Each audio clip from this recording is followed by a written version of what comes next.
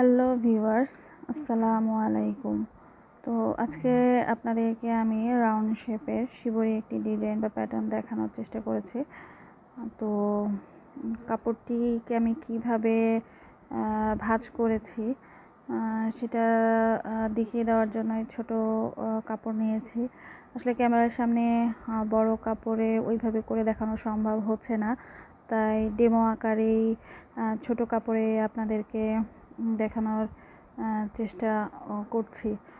তো প্রথমে কাপড়টিকে আমি লম্বা করেই দুভাঁজ করে নিয়েছি, তারপর আবার 3 ভাঁজ করে ছোট করে নেওয়ার পরে আমি কাপড়ের দুই দিক বা দুই প্রান্ত থেকে আমি রাউন্ড শেপ আকারের একটি ছবি এঁকে নিয়েছি।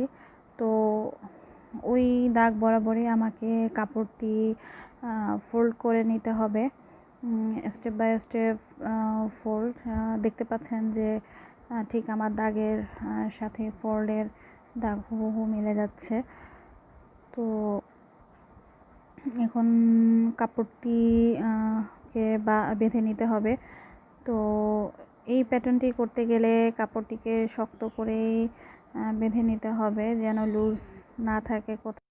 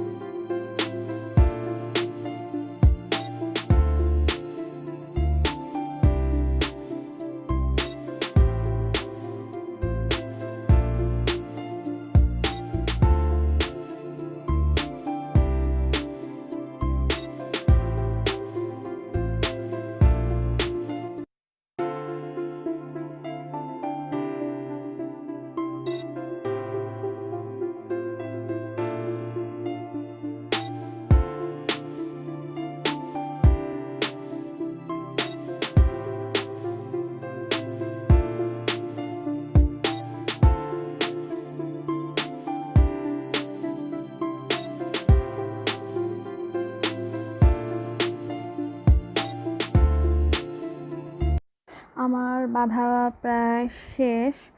তো আমি আপনাদেরকে যে বড় কাপড়ে করেছি সেটা এখন দেখাচ্ছি। তো দেখতেই পাচ্ছেন সেম ডিজাইনই এসে গিয়েছে। তো এখন আমি রং করব। তো আমার কাপড়টি 1.5 গজ।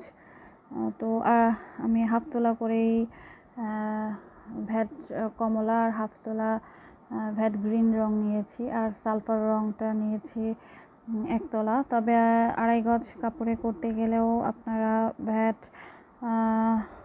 কমলা হাফ তোলা, ভ্যাট গ্রিন হাফ তোলা নেবেন। আর কালার যদি হালকা চান তাহলে সালফার 1 তোলা, ব্ল্যাক রং নিলেই হবে। আর ডিপ চাইলে 2 তোলাই আপনাকে নিতে হবে। তো আমি রং করার পর ওয়াশ করে নিয়ে এখন বাঁধনটা খুলে দেখাচ্ছি প্যাটার্নটা কেমন এসে গিয়েছে।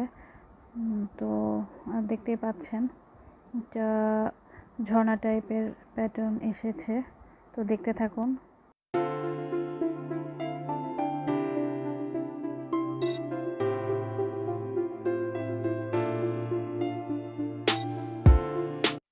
এই প্যাটার্নটি মূলত বেডশিট বা জানালা বা দরজার পর্দার ক্ষেত্রে বেশ ভালোই লাগবে।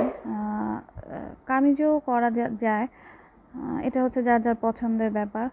তো আপনাদের ডিজাইনটি বা প্যাটার্নটি কেমন লেগেছে আশা করি কমেন্টস করে জানাবেন।